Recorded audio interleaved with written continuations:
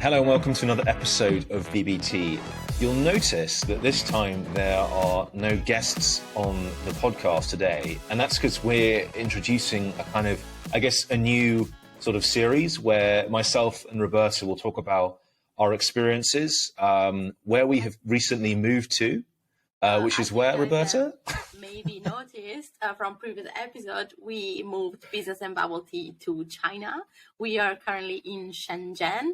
So we thought it would be nice to talk about how we got to China, how is the China experience, how was the China experience in this past month? A bit about campus life, what it's like at PHBS, all the shenanigans, the bank card, the phone numbers, the visas.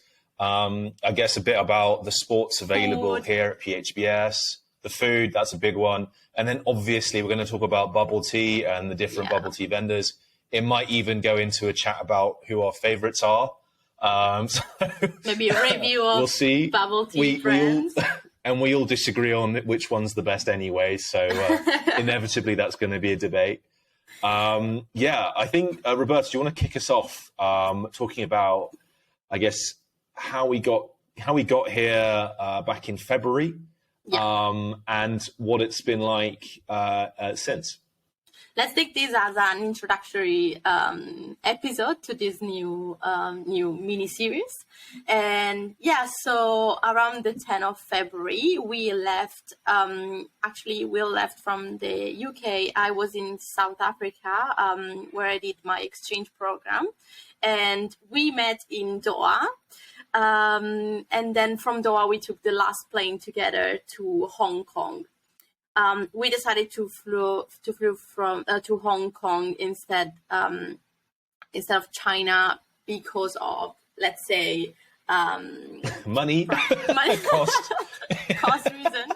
It was much cheaper to fly from Hong Kong, and since our final destination was Shenzhen, we know that Shenzhen and Hong Kong are really close. Fly to Hong Kong, and then take a bus to get. The original plan was actually to take the ferry. So there is a ferry that you can take when you arrive at the airport in Hong Kong.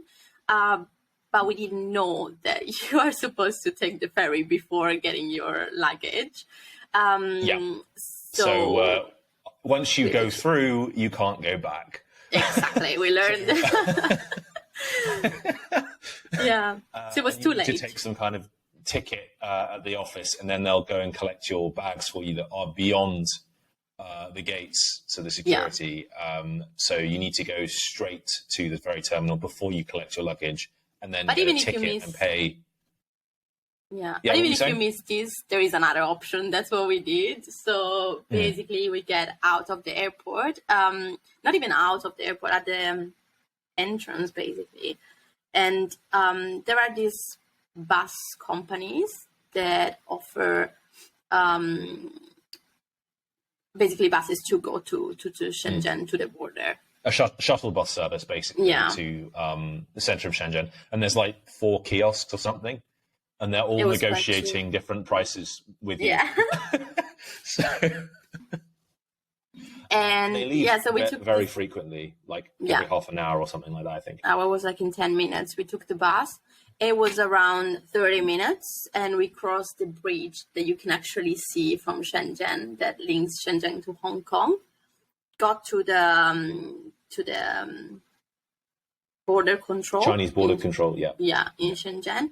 You need to fill in a form before crossing the border with China. So there is this QR code with the health report to fill in, and then other things to fill in as well.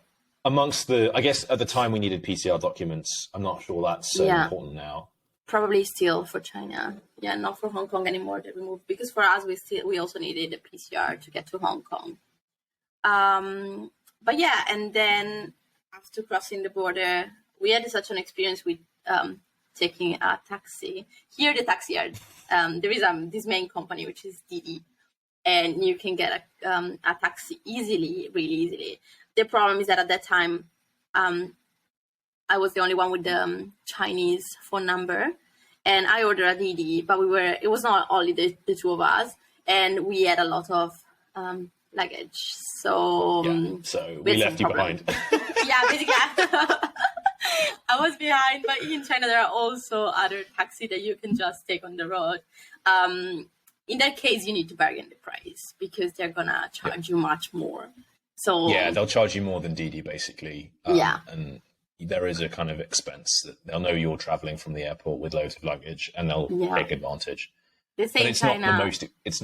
It's not like outrageously priced. No, but there's still this culture of they say 讨价还价, yeah, is it 讨价还价? I think that's I don't remember. But basically you need to bargain the price because otherwise they're gonna charge you more because they know.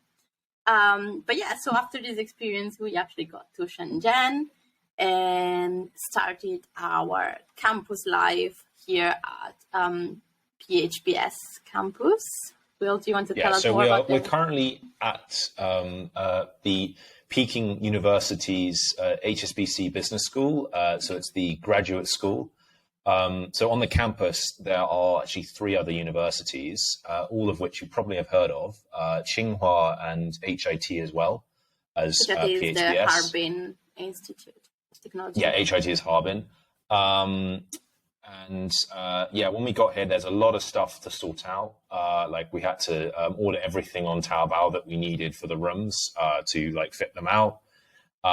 We will do another episode talking about Taobao and how the shopping. Yeah, I think there is a Taobao shopping to explain. Yeah, definitely. That is worth talking about. And then we had to sort out the student card. The student card was actually linked to the Ping An Bank card.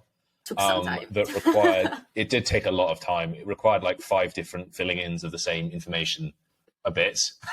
It's basically a card.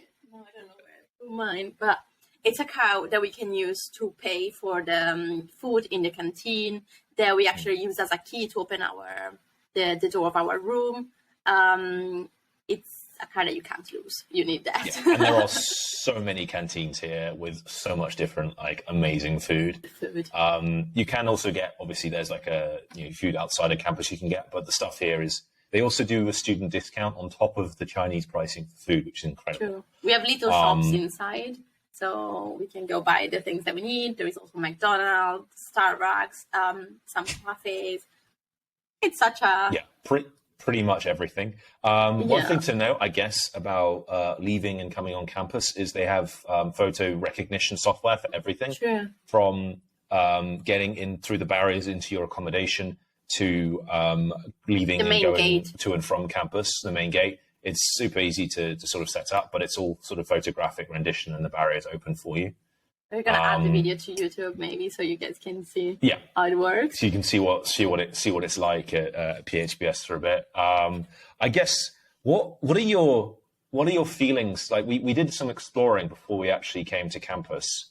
We had 5 days to sort out our phone numbers and bank accounts, our like other bank accounts. So not the ones we sent with the uni. Because we came here with actually long-term study visa. But we needed to, after 30 days, before, like when you enter, you have 30 days to go to the police and to change your visa into a residence permit. So when you declare, we'll do an episode on the visa stuff. We had bureaucratic things to do. We have both. We have a UK Italian. A friend with us was from Germany. We all had different kind of visa experiences with our respective country embassies. So,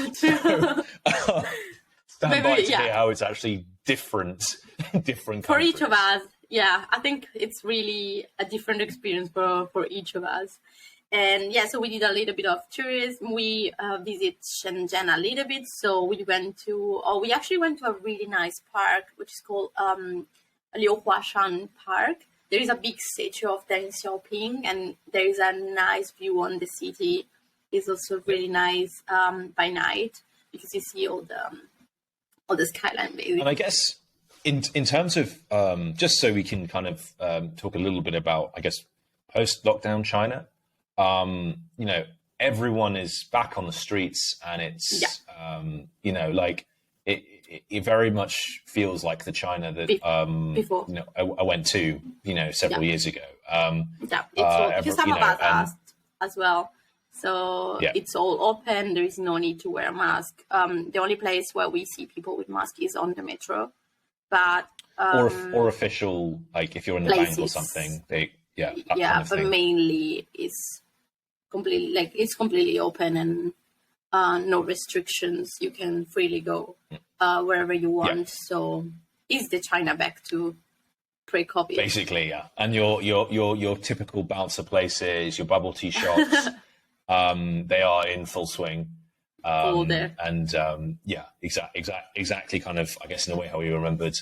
And I don't think there's anything else we can add without being more specific. Yeah, let's talk here for today. Yeah, we are going to talk a little bit more about the visas. I mentioned a bit about bubble tea, the food. We'll talk more specifically about the canteens here. Also, we mentioned Taobao, so maybe shopping experience in China, which apps to use, where to buy specific things that you need, and how does it work here. So, and then I think and then also a bit about the malls, totally different to what you experienced, I think, in the UK, at least for me.